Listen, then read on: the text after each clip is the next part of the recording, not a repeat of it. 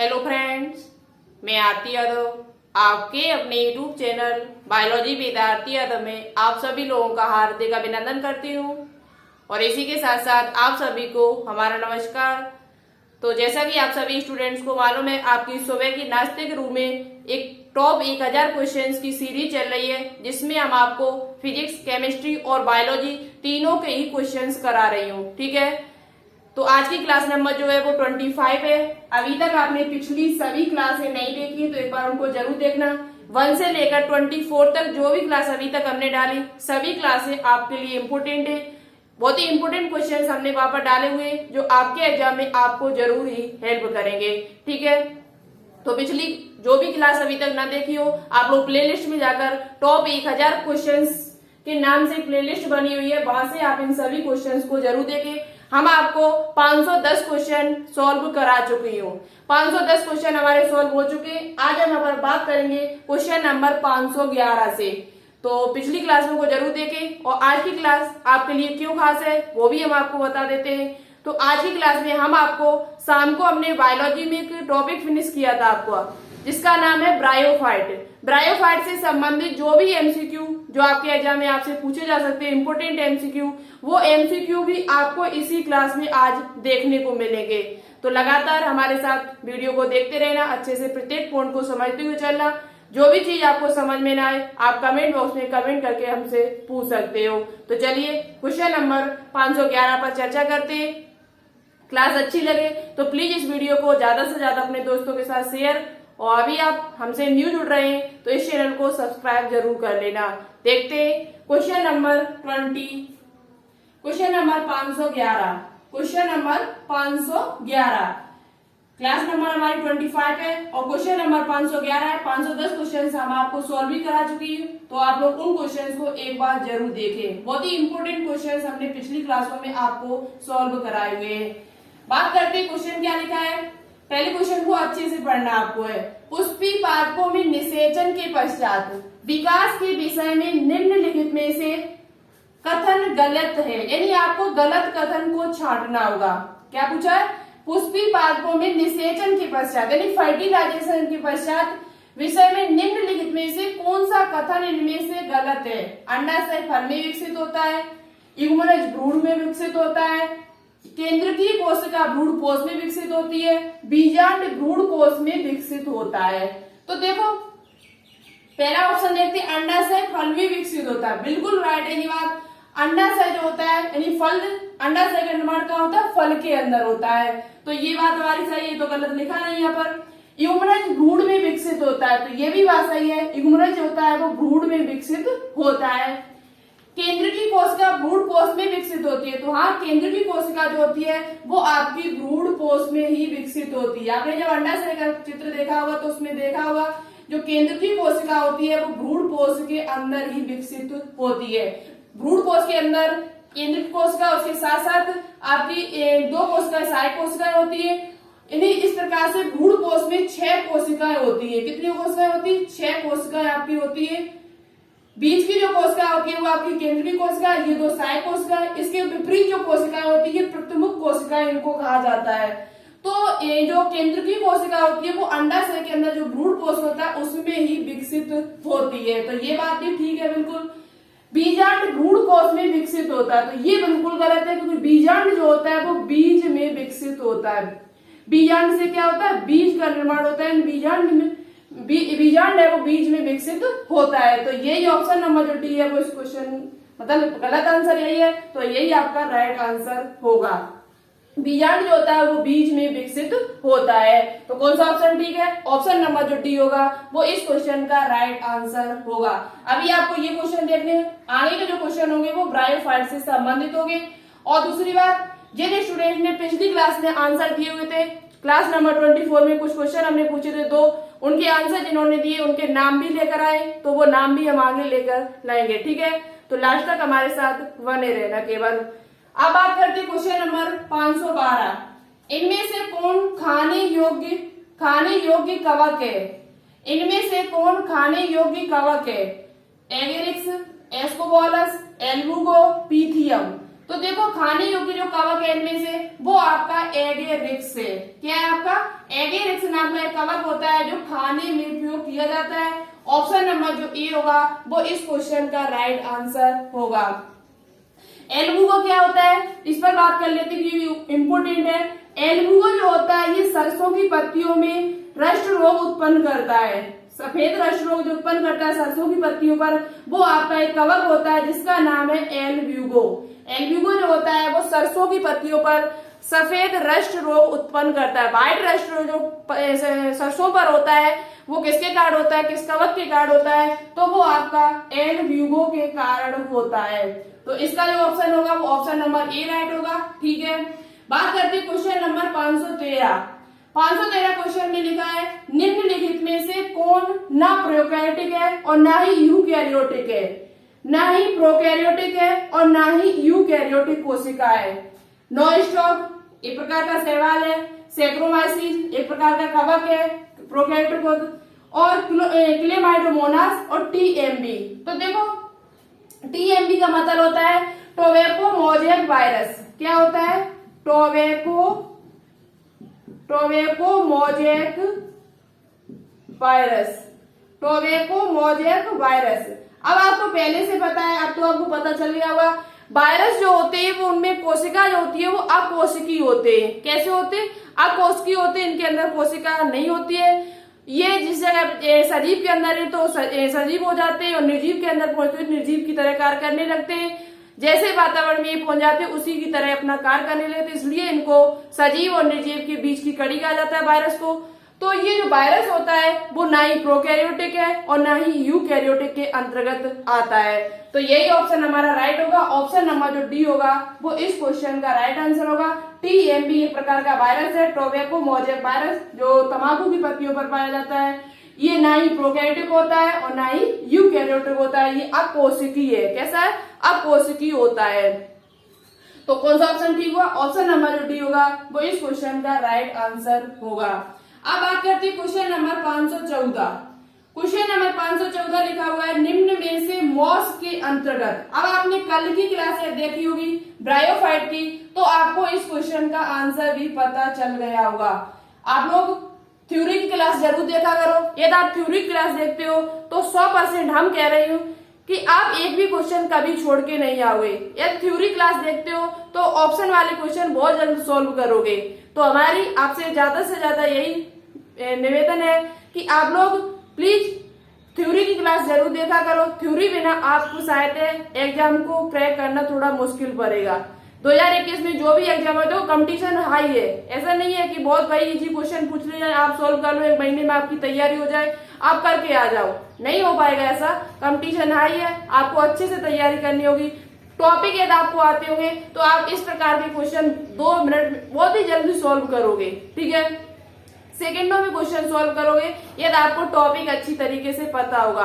तो टॉपिक की जो शाम की क्लास हमारी आती है उसको जरूर देखा करो। ठीक है, आप किताब पढ़ते हो, किताब से पढ़ा करो, कुछ चैनल की सहायता लो, कुछ किताब की सहायता लो, जिससे आपका और भी अच्छा एग्जाम पास कर सको, बहुत ही अच्छी तरीके से आपका रिजल्ट आ सके। ठीक है, तो चलिए बात करते हैं। क्वेश्चन क्या है, निम्न में से मॉस के अंतर्गत कौन सा पादप आता है। Riccia, Marchantia, Funaria, Anthoceros. तो देखो आपको पता है रिक्सिया और मार्केंसिया ये दोनों आपके लिवर बर्ड्स होते हैं। क्या होते हैं, liver birds, liver birds, liver birds होते हैं। जबकि एंथोसिरोज जो आपका होता है ये हॉर्न बर्ड्स आता है, हॉर्न बर्ड्स के अंतर्गत आता है, हॉर्न बर्ड्स के अंतर्गत आता है। बचा हुआ ऑप्शन नंबर सी, यही हमारा मॉस पादप है, ये मॉस के अंतर्गत आता है। फ्यूनेरिया यानी कि मॉस का जो उदाहरण इसमें है वो क्या है आपका फ्यूनेरिया। फ्यूनेरिया नाम का जो पादप होता है वो मॉस के अंतर्गत आता है, जबकि रिक्सिया और मार्केंसिया ये लिवर बर्ड्स है और एंथोसिरोज है वो आपका हॉर्न बर्ड्स में के अंतर्गत आता है। तो ऑप्शन नंबर जो सी होगा वो इस क्वेश्चन का राइट आंसर होगा। कौन सा, ऑप्शन नंबर जो सी है वो इस क्वेश्चन का राइट आंसर है। निम्न में से मॉस के अंतर्गत कौन सा पादप आता है, तो वो आपका फ्यूनेरिया आता है। आगे के जो क्वेश्चन है वो ब्रायोफाइट से संबंधित है, सभी क्वेश्चन इंपोर्टेंट है, एक भी क्वेश्चन आपको छोड़ के नहीं जाना है। अब जो स्टूडेंट्स कल की क्लास में, जो पिछली क्लास हमने डाली थी 24, उसमें जिन जिन स्टूडेंट राइट आंसर दिया उनके नाम भी अभी हम बोलेंगे। ठीक है, तो लगातार हमारे साथ बने रहना, बहुत ही इंपॉर्टेंट क्वेश्चंस हम आपको आज सॉल्व कराने वाली हूँ जो आपके एग्जाम में आपको जरूरी हेल्प करेंगे। देखते हैं क्वेश्चन नंबर 515।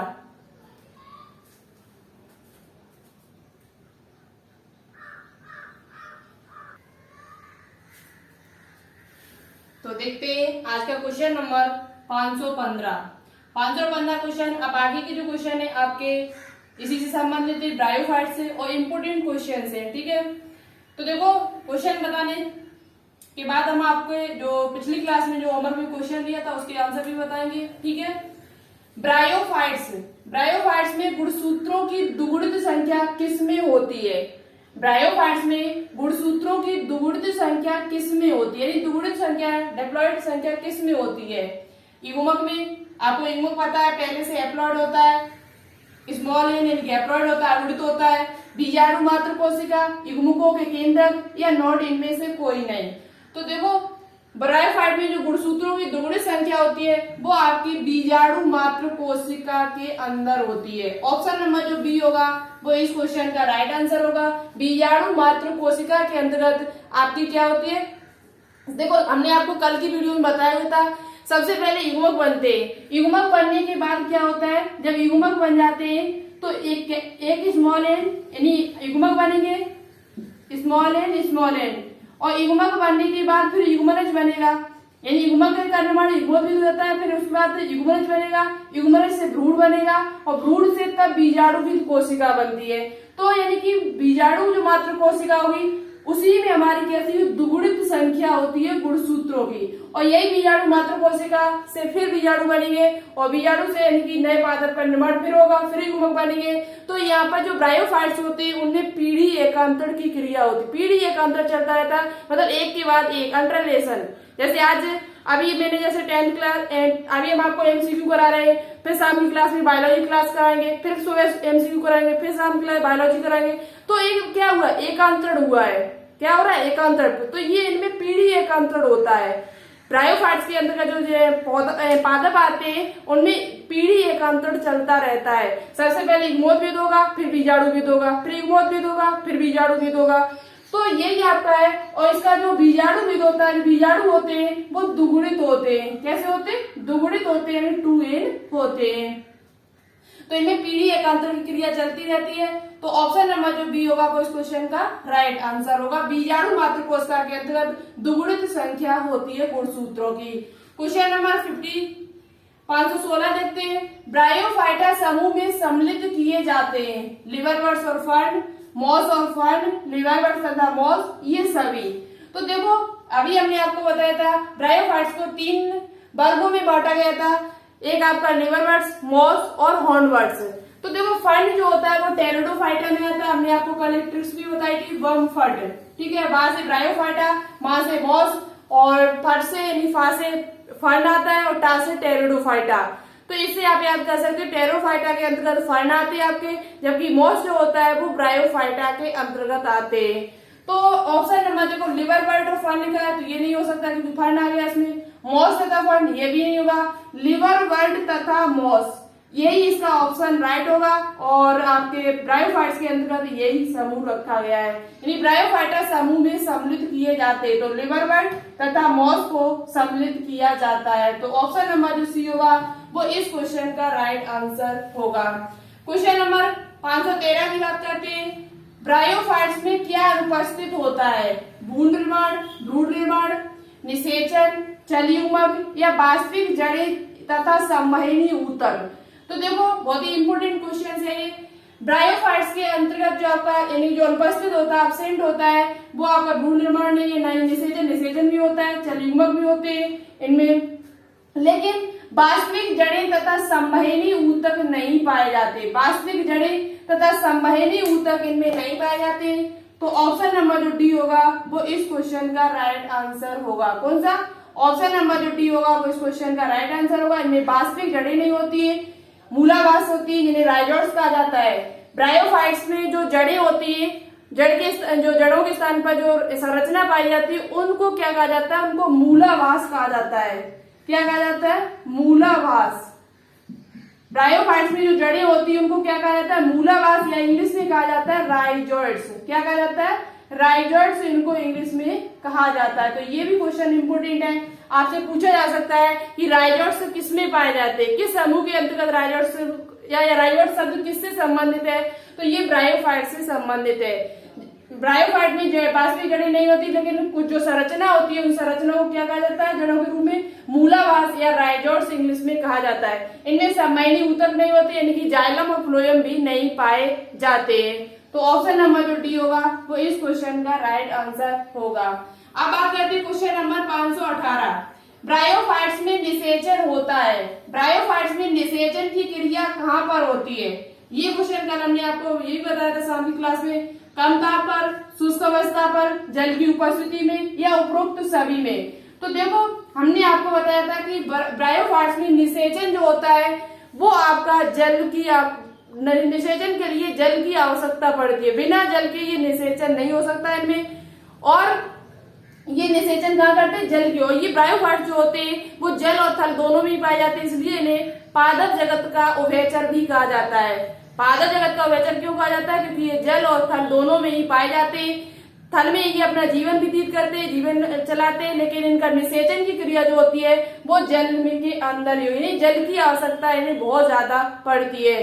और दूसरी बात, ये पहले पादप ऐसे स्थलीय पादप है, या पूछा जाए पादप जगत के कौन सबसे पहले स्थलीय पादप है जो स्थल पर पाए गए, तो वो आपके ब्रायोफाइट्स ही होते हैं। ब्रायोफाइट्स जो है वो आपके स्थलीय पादप हैं। पहले स्थलीय पादप पूछे जाए आपसे तो आपके किसके अंतर्गत आते हैं, वो ब्रायोफाइट्स के अंतर्गत आते हैं। ठीक है, पहले स्थलीय पादप किसके अंतर्गत आते हैं, तो वो आपके ब्रायोफाइट्स के अंतर्गत आते हैं। और इन्हें निषेचन के लिए जल की उपस्थिति में होता है, यानी जल की बहुत ज्यादा आवश्यकता इनको होती है, किसकी, जल की।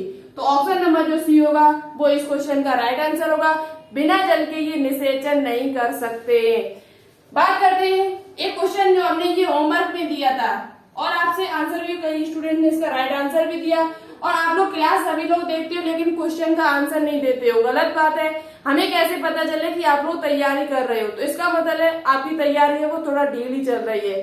तैयारी ढीली करोगे तो आप समझ लो आपका सिलेक्शन होना थोड़ा मुश्किल पड़ जाएगा। आप सोच रहे हो पेपर जब होगा उसके एक महीने पहले पढ़ लेंगे और हमारा सिलेक्शन हो जाए तो थोड़ा मुश्किल पड़ेगा। देखो मेहनत करो, अच्छे से पढ़ो, जिससे आपके अच्छे से अच्छे नंबर, इतना नहीं कि पास ही हो जाए, कोई सीट मिल जाए वहां पर, ऐसा नहीं, अच्छे से पढ़ो जिससे और भी बेहतरीन सीट मिल सके आपको। ठीक है, तो आंसर जरूर दिया करो जिससे हमें भी पता चले कि हाँ आप लोग तैयारी कर रहे हो। हमने पूछा था क्वेश्चन, मनुष्य का हृदय बना होता है, मनुष्य का हृदय कैसा होता है, तो मनुष्य का जो हृदय होता है वो मायोजेनिक होता है, यानी पेशियों से बना हुआ होता है।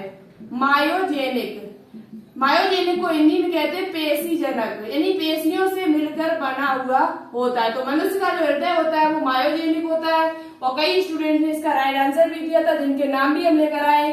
सबसे पहले जो हमारे पास आंसर आया था, मान्या सचेन, गोलू साक्या, डॉक्टर शिबू, महेंद्र यादव, आरजू शर्मा, निशा कुशवाहा और Ekta Yadav ji, Jeetpal Yadav ji, Arjun Verma pathology, Luvkush, Anuradha Maurya, Harry boy और आकाश चौरसिया। इन लोगों ने हमारे पास राइट आंसर भी भेजा था। अच्छी बात है, इसी प्रकार से आप लोग आंसर देते रहा करो। चलिए आगे बात करते हैं, आज भी हम आपको क्वेश्चन देंगे, देखिए कौन कौन स्टूडेंट्स राइट आंसर देता है। बात करते हैं क्वेश्चन नंबर 519। ठीक है, बहुत ही इंपोर्टेंट क्वेश्चन है, जितने भी क्वेश्चन है आज के सभी क्वेश्चन को आप लोग देखते हुए चले हमारे साथ।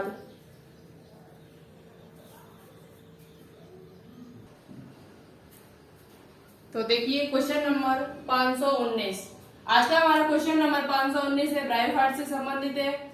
निम्न में से ब्रायोफाइट पीट मॉस कहलाता है, निम्न में से कौन सा ब्रायोफाइट पीट मॉस कहलाता है? रिक्सिया, रिएला, स्टेगनम या मार्केंसिया। तो देखो मॉस पहले से आपको पता है, मॉस के अंतर्गत आपका फ्यूनेरिया आता है, लेकिन यहाँ पर पीट मॉस की बात की गई है। तो रिक्सिया और मार्केंसिया तो आपके लिवर बर्ड से, रिएला आता है। तो देखो पीट मॉस कौन सा कहलाता है, तो ऑप्शन नंबर जो सी लिखा है स्पेगनम। स्पेगनम की चाय भी बनाई जाती है, पथरी के उपयोग में भी उपयोग किया जाता है इसका, हम आपको इसका उपयोग बता देंगे। तो पीट मॉस कौन सा कहलाता है? तो स्फेगनम। स्फेगनम नाम का जो पादप होता है उसका दूसरा जो नाम है वो पीट मॉस के नाम से भी इसे जाना जाता है। तो स्फेगनम का दूसरा नाम क्या है? पीट मॉस। ठीक है, तो ऑप्शन नंबर जो सी होगा वो इस क्वेश्चन का राइट आंसर होगा। बात करते हैं क्वेश्चन नंबर 520 की। मेढक के टेडपोल लार्वा, मेढक की जो छोटी अवस्था जो लार्वा अवस्था होती है उस अवस्था को टेडपोल कहा जाता है। पहला क्वेश्चन तो यही आपका है, तैयार हो जाएगा कि मेढक की जो छोटी सी अवस्था लार्वा अवस्था होती है उस अवस्था को क्या कहा जाता है, क्या नाम दिया गया है? तो उसे टेडपोल कहा जाता है। क्या कहा जाता है? टेडपोल। मेढक की टेडपोल लार्वा में नाइट्रोजनी उत्सर्जी पदार्थ होता है, उसमें नाइट्रोजनी जो उत्सर्जन पदार्थ होता है वो किसके रूप में होता है? यूरिया, अमोनिया, यूरिक अम्ल या प्रोटीन? तो देखो प्रोटीन हो नहीं सकता है। यूरिक अम्ल जो होता है ये पक्षियों का होता है। किसका होता है? पक्षी। जो पक्षी होते हैं उनका जो उत्सर्जी पदार्थ होता है वो क्या होता है? यूरिक अम्ल होता है। यूरिया जो होता है वो मनुष्य से संबंधित है। मनुष्य में जो उत्सर्जी पदार्थ है वो आपका क्या होता है? यूरिया होता है। बचा हुआ ऑप्शन नंबर बी। अमोनिया जो है, अमोनिया यानी कि मेढक की जो टेडपोल लार्वा होती है उसमें नाइट्रोजन उत्सर्जी पदार्थ जो होता है वो आपका अमोनिया होता है। क्या होता है? अमोनिया यानी कि NH3। तो ऑप्शन नंबर जो बी होगा वो इस क्वेश्चन का राइट आंसर होगा। क्वेश्चन नंबर 521 है, इसका आंसर आपको कमेंट बॉक्स में कमेंट करके बताना होगा। अर्धलवक की झिल्ली होती है एक परती, द्विपरती, बहुपरती या संयुक्त संरचना? इसका आंसर आपको कमेंट बॉक्स में कमेंट करके बताना होगा। ब्रायोफाइट से संबंधित कुछ क्वेश्चन मैंने आज करा दिए, कुछ क्वेश्चन आपको नेक्स्ट वीडियो में और भी बेहतरीन मिलेंगे और आगे के जो क्वेश्चन होंगे वो सभी क्वेश्चन इससे इम्पोर्टेंट ही होंगे। बिल्कुल नए क्वेश्चन मिलेंगे आपको, तो हमारे साथ लगातार इस सीरीज में बने रहना। बहुत ही अच्छी तरीके से आपकी तैयारी हो सकती है, लगातार आप लोग जुड़े रहते हो। तो आज के क्वेश्चंस कैसे लगे कमेंट बॉक्स में कमेंट करके जरूर बताएं। कितने क्वेश्चन आपने राइट किए ये भी बताएं और इस क्वेश्चन का आंसर जरूर दीजिएगा। ठीक है, तो आज के लिए इतना ही रखते हैं। नेक्स्ट जो वीडियो आएगी उसमें और भी बेहतरीन क्वेश्चन आपको देखने को मिलेंगे। बायोलॉजी के, फिजिक्स के भी क्वेश्चन हम न्यूमेरिकल लाएंगे आगे और केमिस्ट्री के भी क्वेश्चन हम आपके लिए लेकर आएंगे। ठीक है, तो चलिए आज के लिए इतना ही रखते हैं। Okay, thanks. जय हिंद, जय भारत।